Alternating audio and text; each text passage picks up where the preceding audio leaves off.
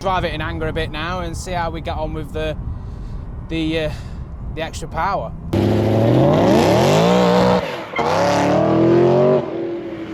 So this is our E90 M3 in Silverstone Blue.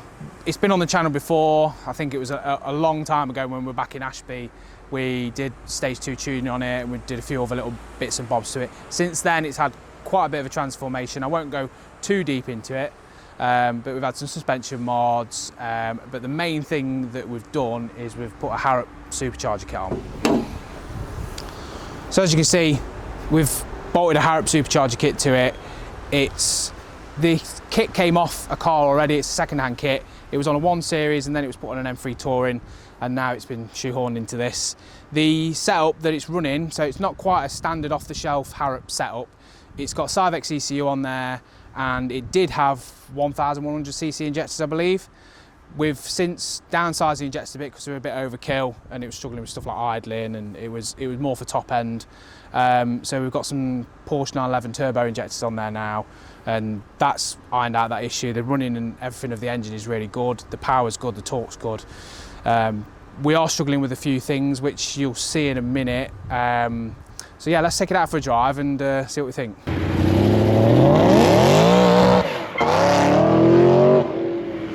So we're gonna drive it in anger a bit now and see how we get on with the extra power.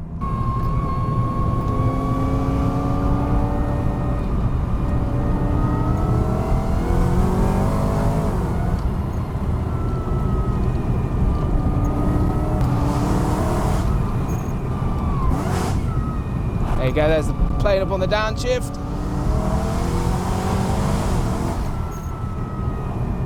Other than that, it's behaving around here today.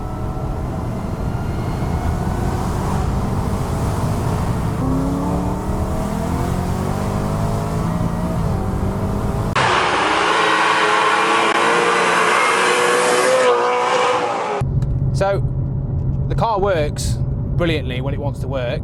The supercharger is just the right amount of extra power that you need on this platform. So they're quite quick standard anyway, but just an extra 100 horsepower is all they really need to be able to do everything that you'd want to ever do on the road and then even on the track. The ECU controls the engine perfectly. The power delivery is really good. To be honest, you don't really need that much power as much as it gives. It's got great torque. The noise is amazing, as you can hear. But, and there's a big but, there's a bit of a downside. This ECU, so the car's got a syvecs ECU, and the gearbox control on it really isn't as good as it needs to be.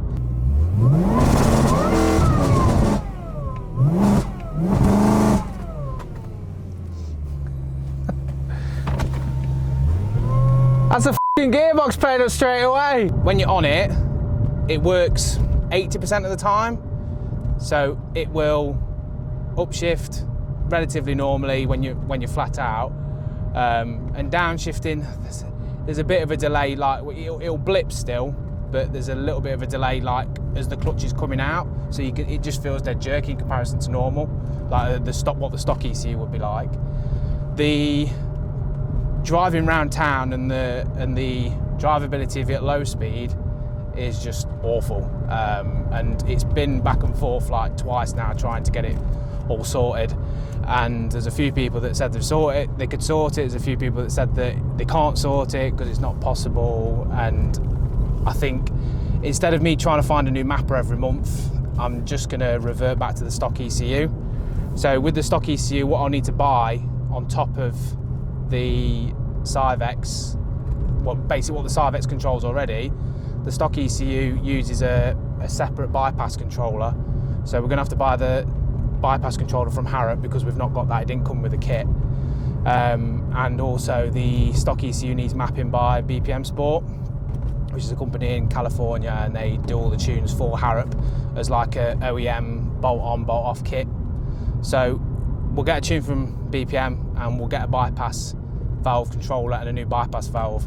And then I think we're going to try it again with the stock ECU, managing the stock DCT, and hopefully that sorts all of our little niggly issues and we can properly enjoy the car.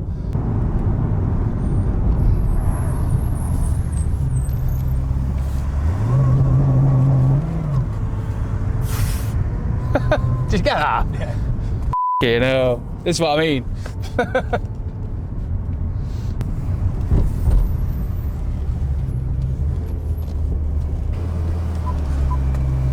So Tom, I fixed all these problems. This is what I think. Sound. Oh God, it's really pissed him off now. Oh God. That's fixed. Fixed. So that's about all we've got time for today. We are currently waiting for some bits to come from Harrop. We need a bypass valve and a bypass valve controller. That's not needed when we were running the syvecs, but it is needed when we run the standard ECU because the standard ECU has no way of controlling the electronic bypass valve. So hopefully that should be here pretty soon. It's on the way, but it's not looking like it'll be here for this weekend. So it looks like we're probably going to have to put it back to standard for this weekend, which means, well, there's a big drive coming up and we're going to be filming that. So stay tuned for that. So obviously subscribe to the channel, like this video, and you'll be able to see all of the future updates for the Supercharger and also drives out, and also lots of customer bills and lots of tuning and lots of fun. And yeah, just subscribe to the channel, you'll see it all. It's all coming. It's all coming.